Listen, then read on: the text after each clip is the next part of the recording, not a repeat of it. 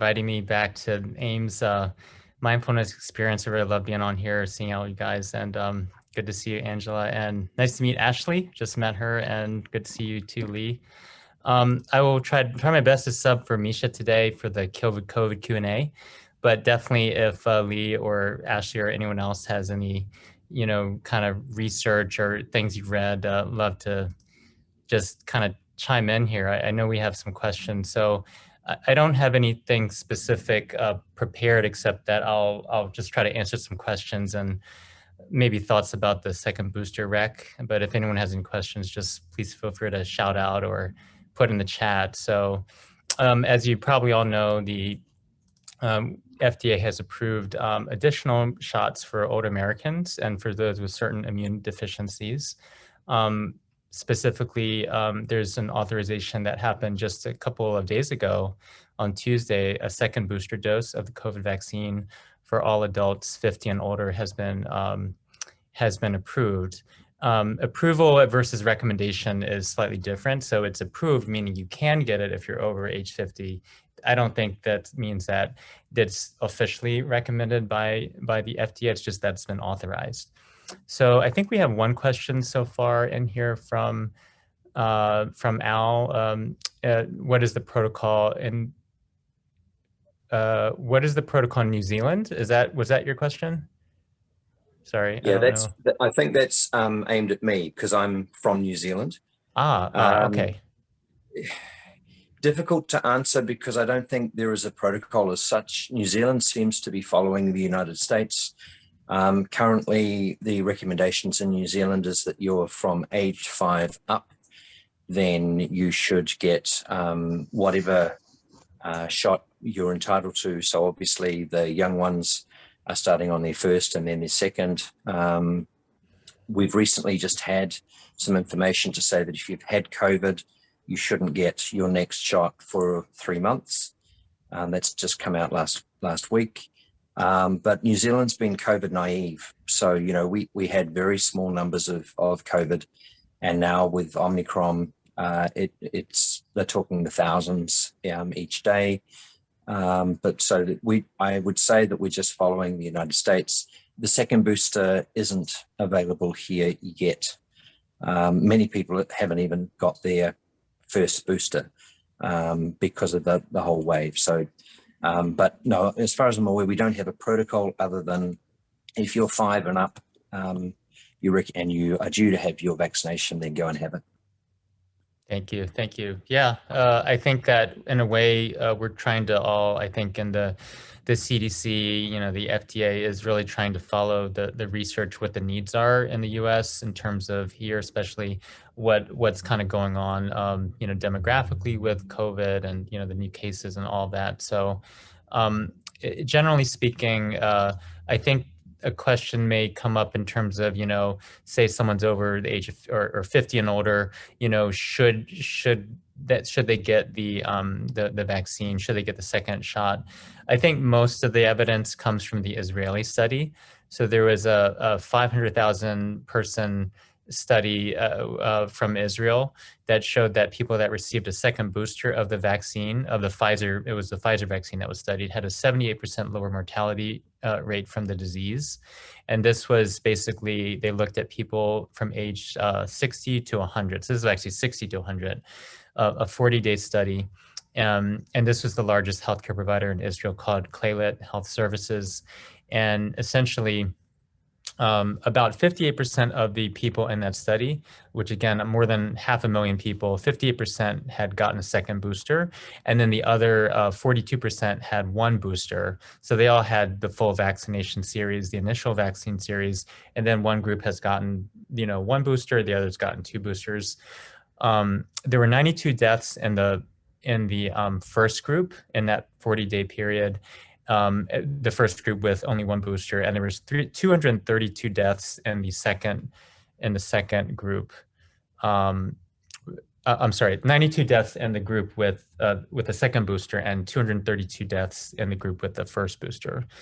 So basically, that was the conclusion, was that it was helpful in that situation. It is important to know that, like many of these early studies, this has not been peer reviewed yet. It's called a preprint study, so it has not been peer reviewed yet. But I think that is one of the things that is kind of we're kind of using that here as one of the bases here.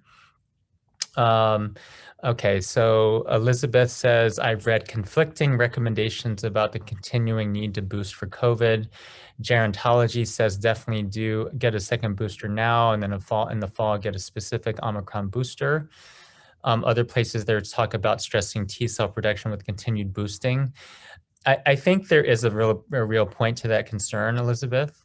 I feel that, and I think Misha may agree, and hopefully you can hear his comments next week. I think there is what I would call the 3 bears and the oatmeal myth, the parable of the 3 bears and the oatmeal, which is that, and I think we can use the oatmeal as an analogy for your immune system. So you can have immune system not being stimulated enough. That would be the cold bowl of oatmeal. You can have the immune system being stimulated just right, which is the warm bowl, which is what you want. And then you can have it being stimulated too much, which is the hot oatmeal burning your tongue, scalding oatmeal. So you can have a situation where T cell production and maybe overstimulation of the immune system can trigger, and I've actually seen this in practice too, it can trigger autoimmunity, it can trigger severe reactions. So I think there's probably a happy medium there where there's too little vaccination or no vaccination might not be, that's not going to be good for the system, but then too much will be not good either. And for some people at least, so what that level is, I don't think anyone really knows that, to be honest.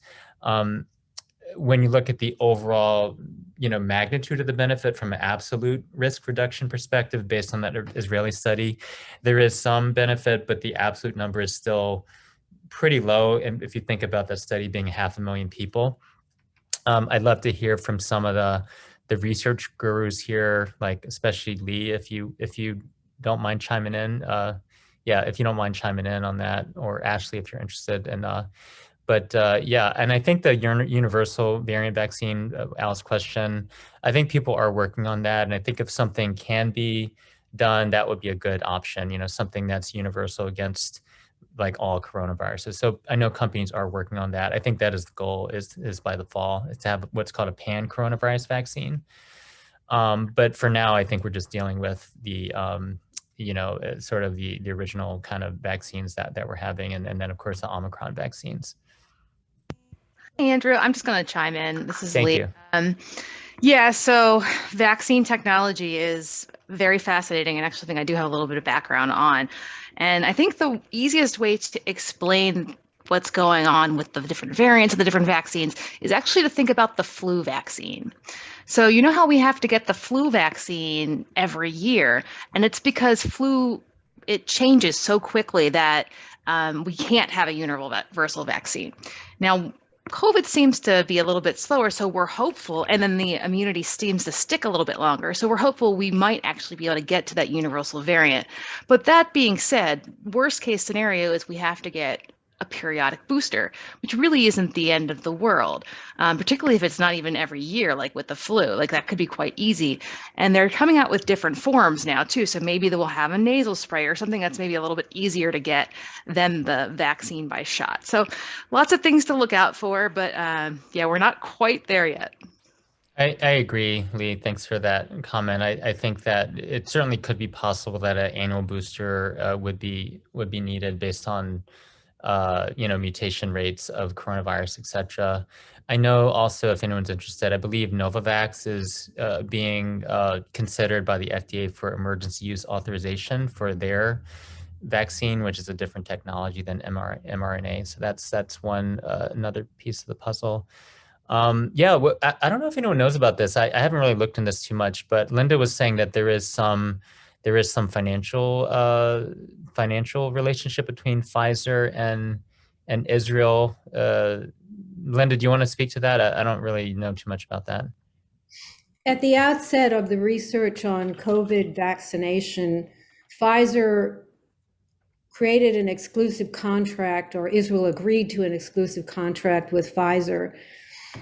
And among some of the provisions of that, which wasn't published at the time, is that Pfizer basically has the right to withhold research information that runs contrary to their promotion of a particular vaccine or booster.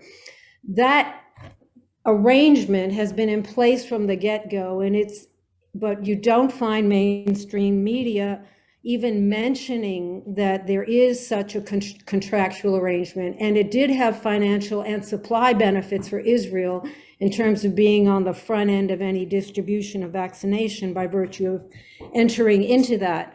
But since Israel is quoted so much as the kind of gold standard for studies on the promotion of Pfizer vaccines and boosters, it is something that I believe should be acknowledged, and a huge grain of salt with findings coming out of that country exclusively by Pfizer. I agree. I wish there was more studies. Obviously, more studies are needed. And then Ashley said there is a NIH clinical trial here that's evaluating a second booster shot. So I think if you want to sign up for that, that is, the link is there. I don't know. Did Dr. Kogan may have more inside information into that. Has that been not approved yet? I thought they were still waiting on the approval on that one. I'm not sure if it hasn't been. I haven't heard yet. one way or another. Okay, yeah, I haven't heard either. Dr. Wong, he mentioned he had some inside information about that it wasn't going to be approved in the US, but he couldn't say why. Have you heard anything like that? I haven't. No, I haven't. We'll have to text him after this, or talk to him next week. Give me one second. Yeah. Come in. That's fine. Just these two. Thank you. Okay. Let's see. Booster vaccines and vaccine side effects. Yeah, I think that's definitely something I would talk to your provider about, your practitioner, healthcare practitioner. I do think that, there definitely are possibilities of having side effects from any vaccine, not just COVID vaccine. And so I think in a way that's kind of more of an individual decision. I definitely have seen that clinically. I mean, we have a clinic here, and we do see that at times as well. I don't think there's anything that happens to the carrier fat bubble in terms of it being dangerous or anything like that. For what Elizabeth's question is. Okay. Well, feel free to ask more questions there. I think I want to make sure we kind of do the nitric oxide presentation in a few minutes here, so we can get time to do the mindfulness with Angela. Jeanette, should I share my screen, or what's the best way to do that? Okay, great. Okay, so share screen. Can you see that? Yes, we can. You may want to blow it out though. Oh, yeah. There we go. That's good. I will give credit here to Beth Shirley. She's a nitric oxide expert. She's a certified clinical nutritionist, and I've interviewed her on our podcast. I don't think it's out yet. Leah's on our podcast, so please check that out. She talks about vitamin D. Really learned a lot from her on that podcast. Thank you, Lee. And so we can talk about today about nitric oxide, and I think it does have immune relevance. We're talking about COVID here, but nitric oxide is really basically a molecule that your body makes endogenously, meaning internally. And what happens is over time, through acute situations, acute stressors, including COVID, or chronic stressors like chronic illness, physical or psychological stress, just a lot of different things, nitric oxide levels can go down. So we want to keep those nitric oxide levels up. And we have nutritional lifestyle ways to do this.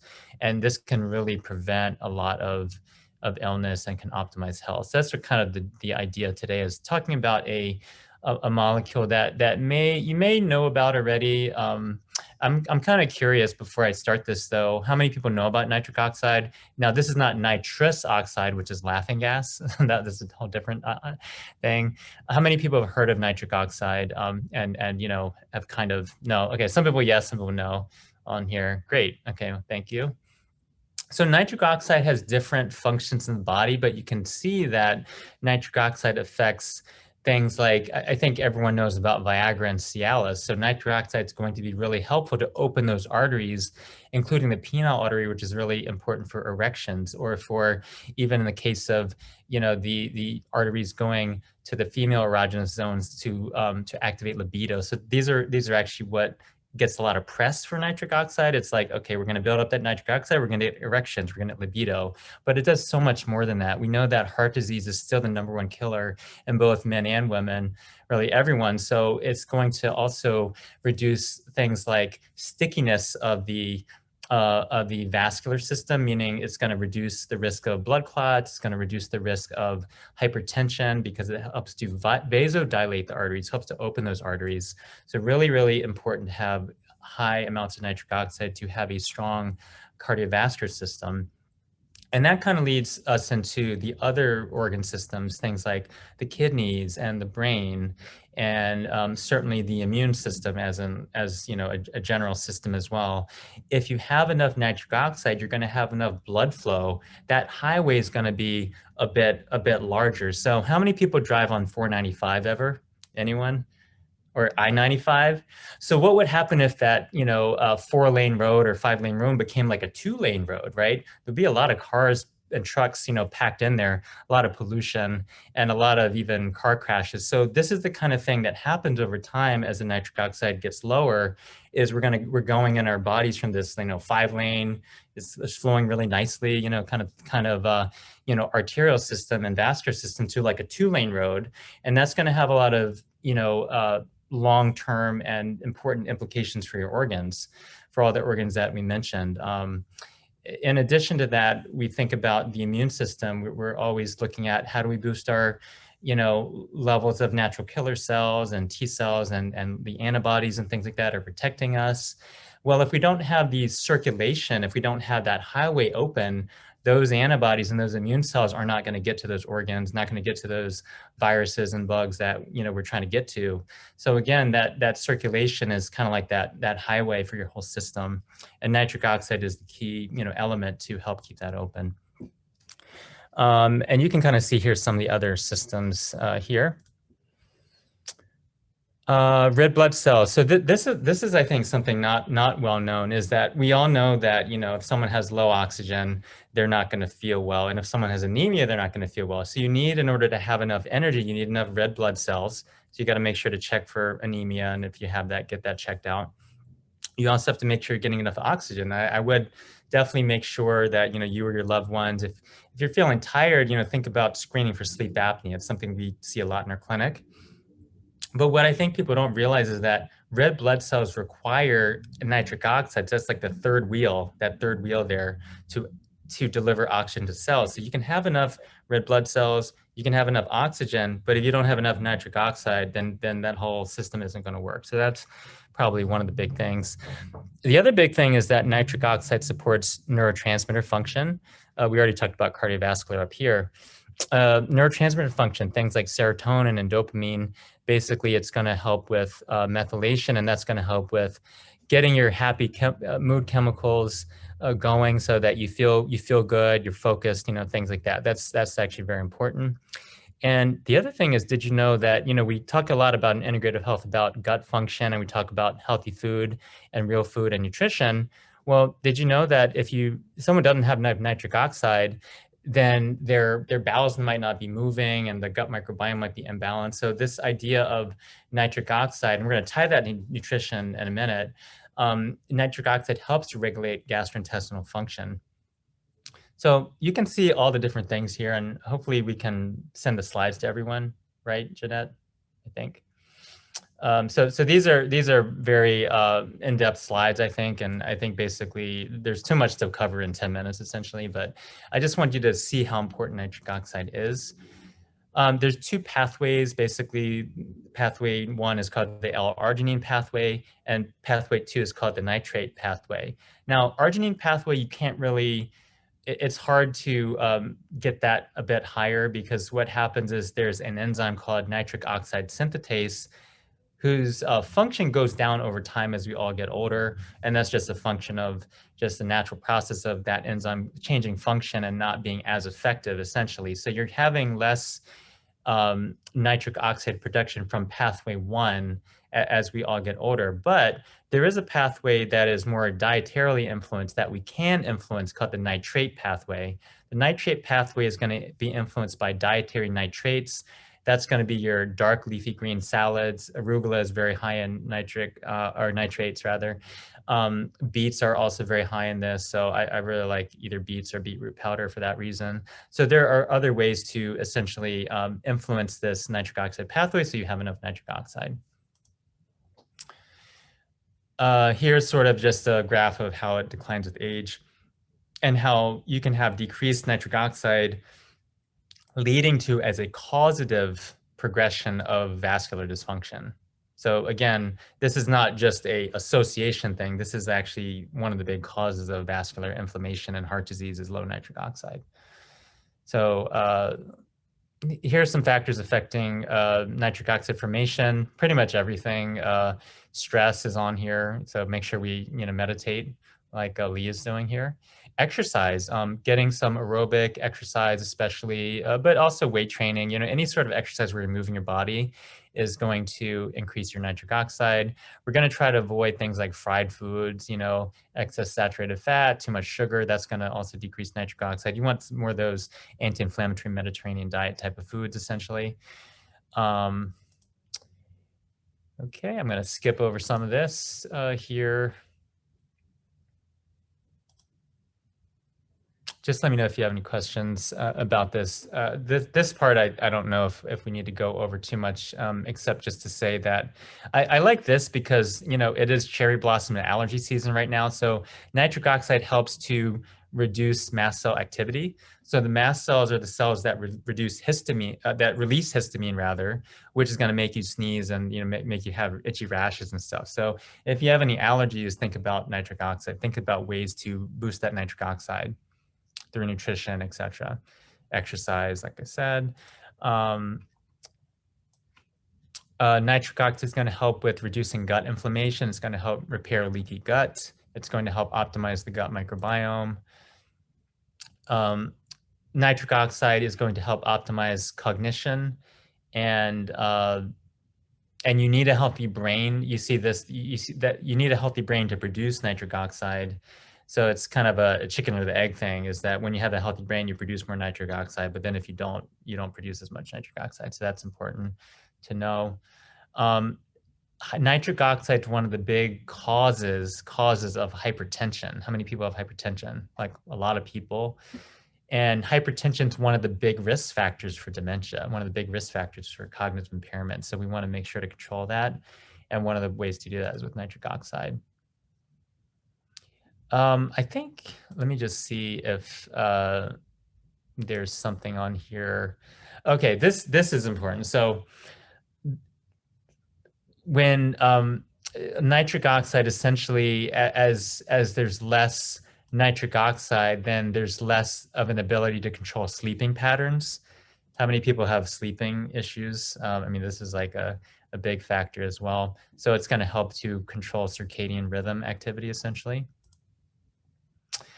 Anxiety and depression. I think that, right, Ashley is doing some of this too at GW, is that, NO is involved in the regulation of the mood. Like I said before, anxiety and depression are big here.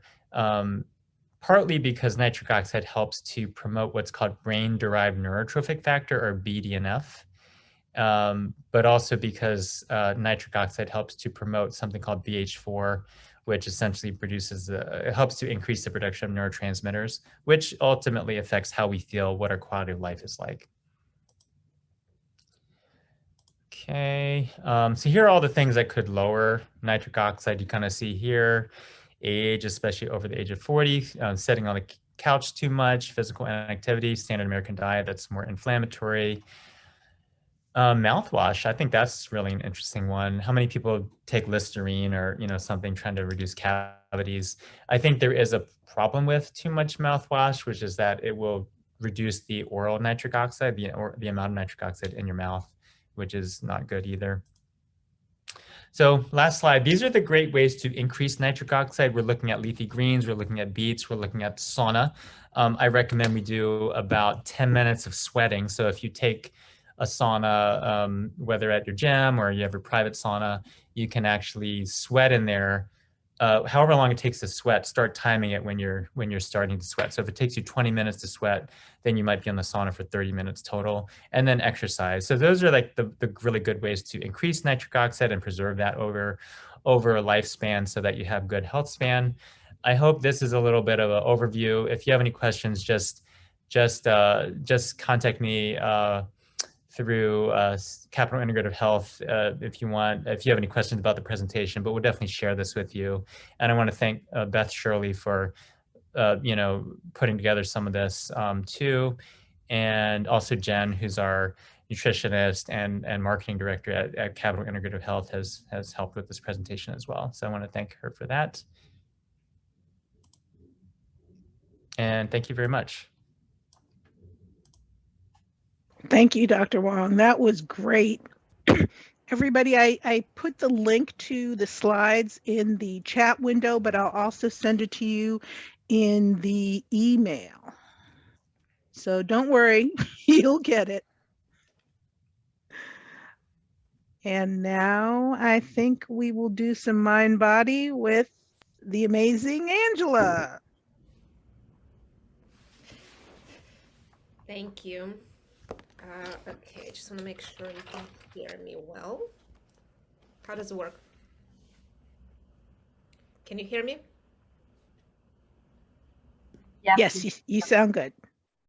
Oh, you're all muted. Okay, I see now. Thank you so much for inviting me again for this wonderful program. So happy to be with you.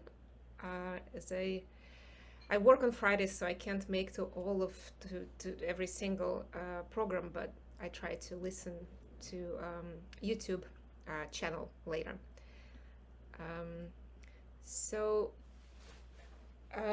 Today I want to invite you to do a Sufi elemental breath meditation, which I think was presented by Misha a couple of times, maybe in the past. So that's what we're gonna do, and every time it can be done differently, except the breathing pattern. So it's never boring. But before that, let's take a minute to sit comfortably,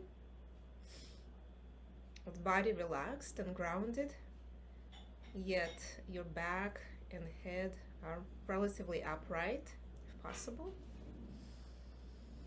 So allow your body to do all necessary adjustments. Most likely your body has a memory of a good posture that's supportive of mindfulness. So just let it remember and adjust itself. Sometimes we don't need to do all the work in our mind.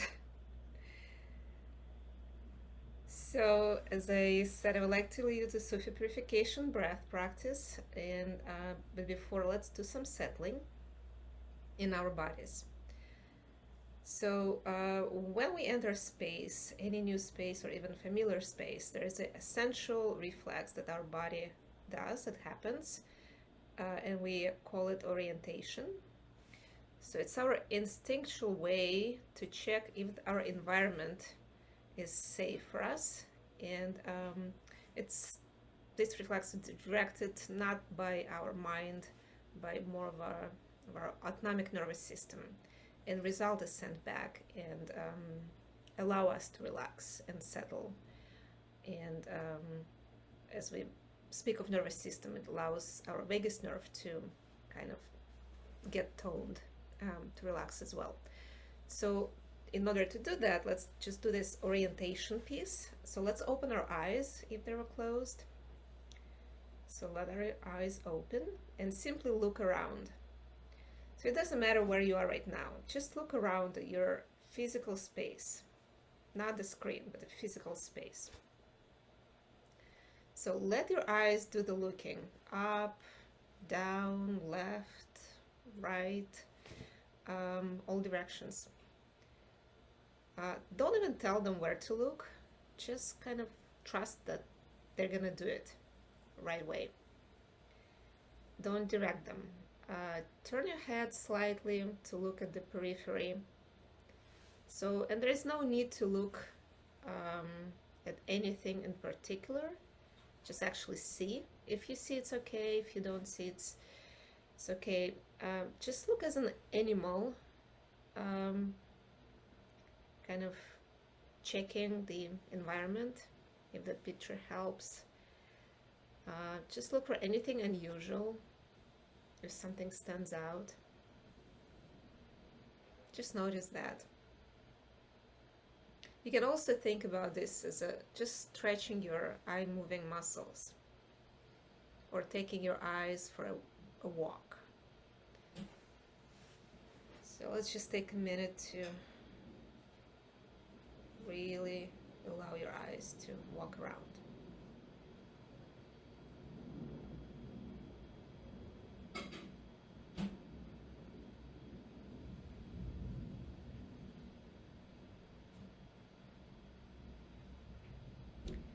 So all you need to do is a couple minutes of this, and at the end you may start noticing some things, like you want to take maybe a deeper breath, just kind of a sigh or yawn, or just take a deeper breath, or you may notice some accumulation of saliva in the mouth, just you want to swallow.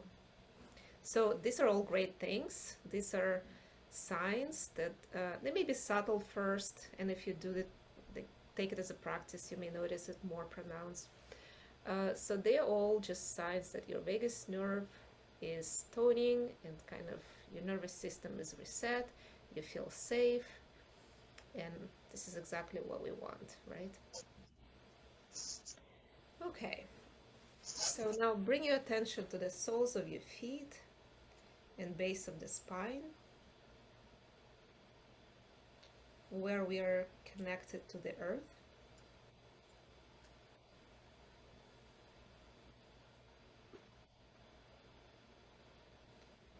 Sense your belly.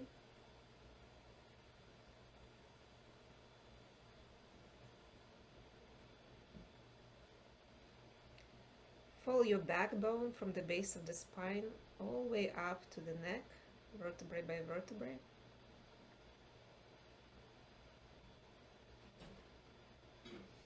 And at this time you can close your eyes, of course, if that feels right.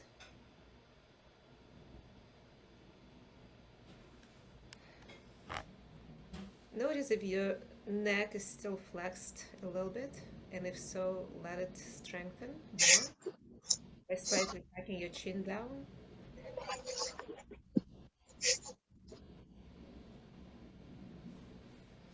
And take a nice deep breath. Notice any tension in the facial muscles in your face. Let them relax. Maybe you can use your palms to gently rub your face.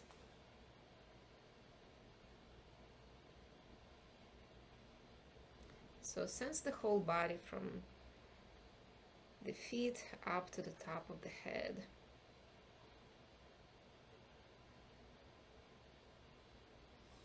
And take a few nice deep full breaths as if you're feeling yourself with the life force on inhale, and on exhale let it out with release, and even with the sound of release if it comes.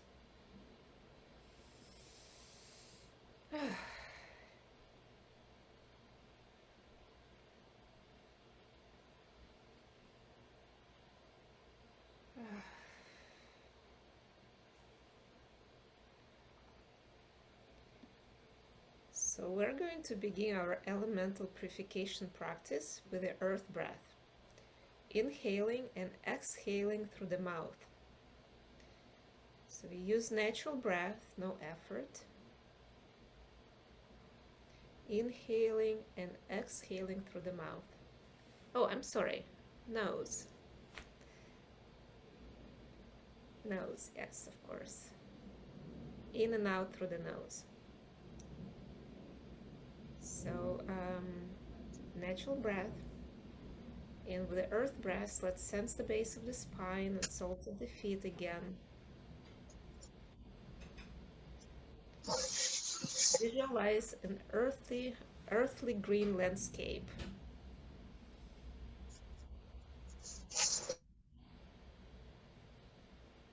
And as we breathe in and out through the nose, we inhale stability, solidity, support, nourishment, patience, all the earth qualities. And if more qualities come to you, just notice them. So inhaling these qualities and exhaling body tensions, old impressions and conceptions, old habits, any burden. Just let the earth take it and decompose. Oh, shit.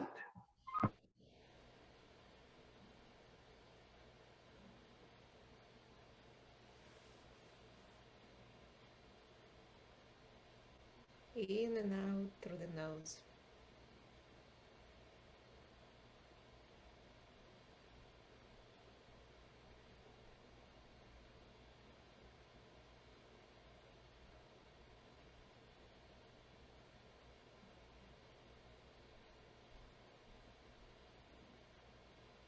If there is any emotional state, any emotion shows up, you can welcome it and just experience. Oftentimes gratitude comes with the earth breath.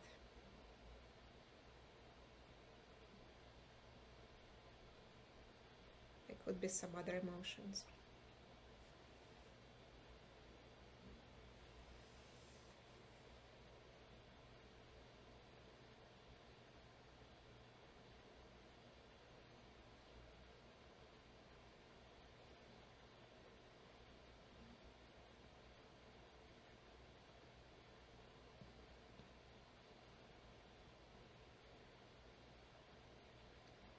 And now we're going to move to the water breath, the next element. Inhaling through the nose and exhaling through the mouth. Double checking. So yes, in through the nose, exhaling through the mouth. So mouth is slightly open, just like a wide, narrow opening. And the breath is very natural, just flowing. So you feel a bit of a coolness of the air on your lips. So with water element, we're gonna kind of focus on our belly center, just general belly part of our body.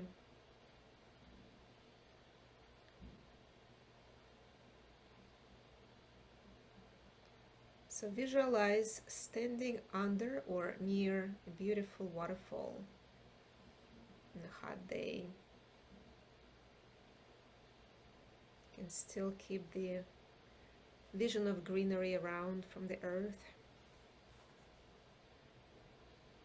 So we inhale freshness, purity, clarity, flow, resilience, renewal, actually strength. Water is really strong with its patience. Patience is also water quality just as much as earth. And just allow all your own associations come as well. So we're inhaling these water qualities and exhaling any stuck impressions, old feelings, anything that you would like to forgive or let go. You know, it's just like you're looking at this stream of water, and then there is like a little stick stuck somewhere, and it's just like water just pushes it, and eventually it just lets go and opens up the way. Take that energy. So in through the nose, out through the mouth.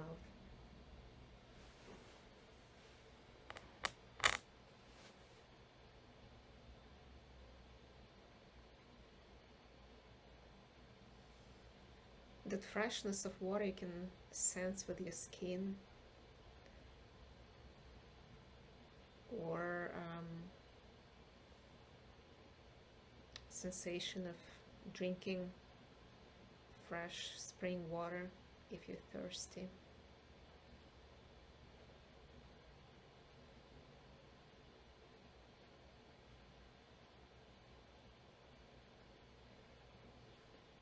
If anything in your body feels dry, you can just send more water in there.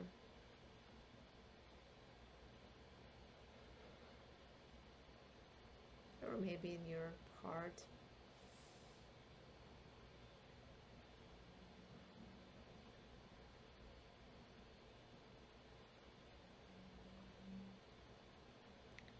So if any emotions come up too, notice them.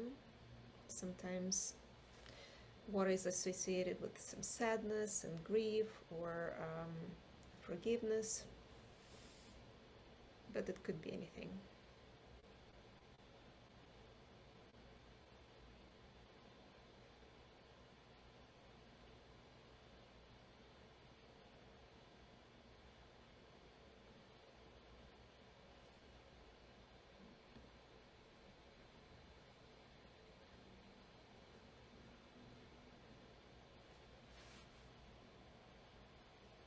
Okay, just a couple more breaths of water.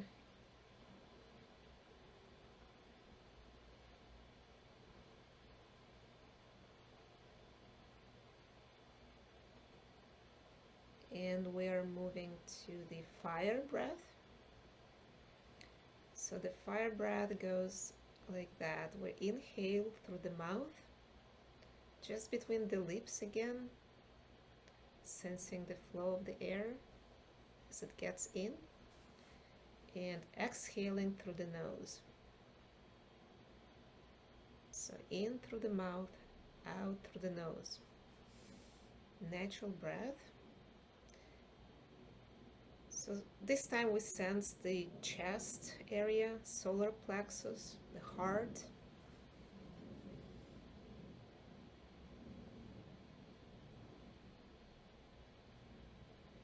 And we can visualize the source of fire, maybe standing under the rays of the sun, or sitting next to a warm bonfire, or if you're familiar with puja, a sacred fire of the ceremonies, or any other source of fire or light.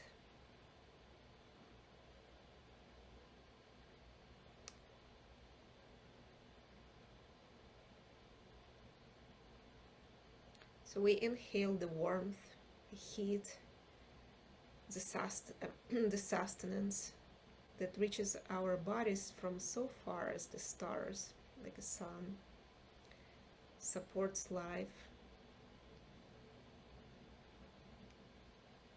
enables every single cell of our body to breathe, to burn, to go on with life. So fire really supports life, creates love and passion for life. So all these qualities, and invite your own associations, of course.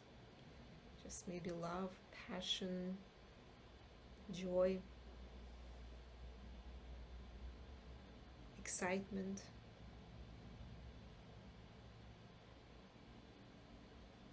I'm kind of into emotional spectrum here, fire already.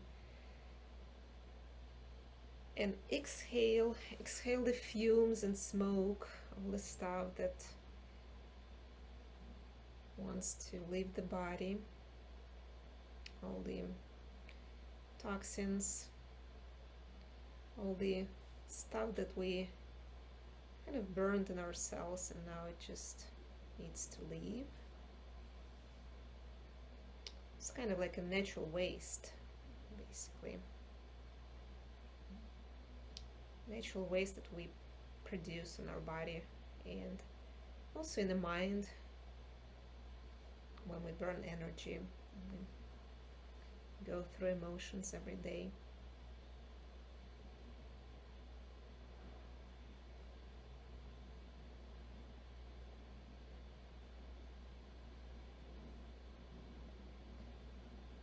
So you can sense this warmth and heat, and or you can also focus on light, that quality of the fire. Inhaling light and exhaling not only smoke but also your pure light as well, that you're sharing with the universe, kind of letting it metabolize through your body, through your heart, and go back to the universe.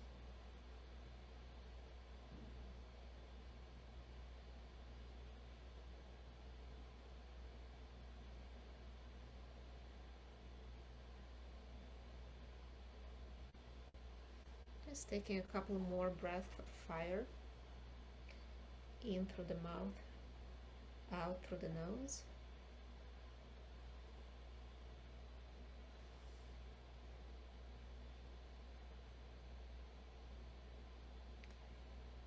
And the last breath we do is the air breath, in and out through the mouth, in the same narrow opening between the lips. And it's pretty gentle breath. Try not to make sound, or at least not loud sound, like no hissing.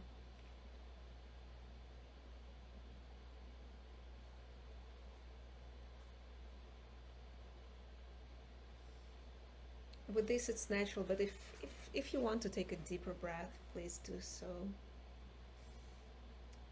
So sensing your head center, like upper body, from the shoulders and up, and even your energetic body presence beyond the physical body, kind of your energetic outreach. So with the air, we're inhaling such qualities as freedom, space, clarity, ease. This quality when we can allow safely, not knowing, like emptiness, tabula rasa, so to speak, for our mind. We can welcome new learning, new experience, new discoveries, because we have this space. So we inhale these qualities and we exhale all the constrictions, physical, emotional, mental, all the things we mentioned with other elements. Just see if anything else left and ready to relax and create more space. We don't reject those. We don't reject anything really. We just return them to their elements. Some things go better to earth, some things go better with water, and so on. So they get recycled, they get composted and return as pure energy.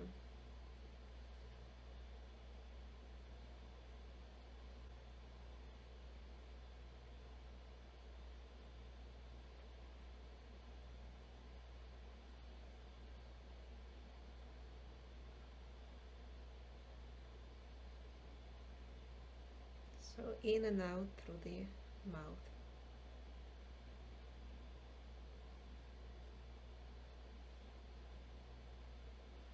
And you can also imagine yourself in a place where you can feel the wind and vista, like on the top of the mountain, hill. Just sense the wind blowing to your face in a nice way, warm and caring.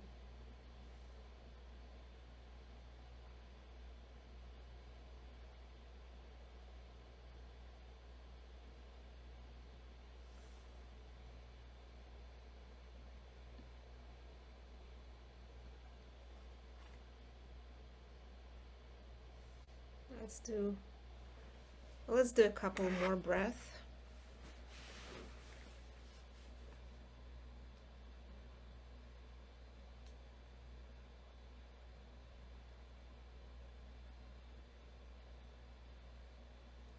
And take a deep, deep breath, releasing, and open your eyes.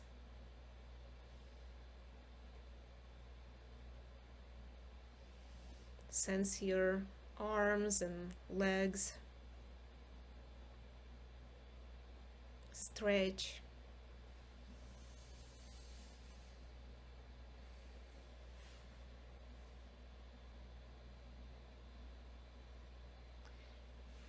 And when we do it as a Sufi practice, we finish with a healing prayer, which I think is very appropriate, so I'm going to say it.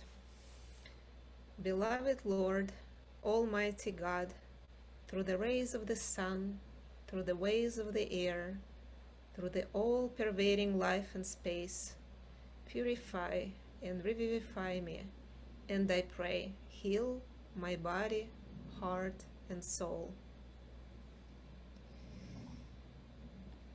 And thank you everybody for participating. And my apologies if my voice got not loud enough. Was it really soft? Angela, the best thing about recording these things is if somebody can't hear something, wait until 6 o'clock tonight and they will be able to listen all over again. And then they can turn up the volume as high as they want. But one of the I also want to do something like if it really like with my voice is like that, I want to use some maybe technical things to improve it. Yeah, see the last time the last time you were with us, it was perfect. I don't know whether that was a different computer or whatever, but you were louder the last time. Okay. Yeah. But anyway, got a sound check too. Okay. I wanted to remind you to let people know about the Sufi events that you and Misha do. Is that weekly or is that monthly? That's actually weekly. I don't have a link right now in front of me. Okay, I do. I'll include it in the There's a in the healing email. service that Misha offers, and it's open to everybody. It's on Sundays. I believe it's at 11. Sometimes it's 10:30, but it's announced in advance. But most of the Sundays it's 11. It's a Sufi attunement to healing. Okay, everyone. Did anybody have any questions for Dr. Wong? Because I see he is still with us.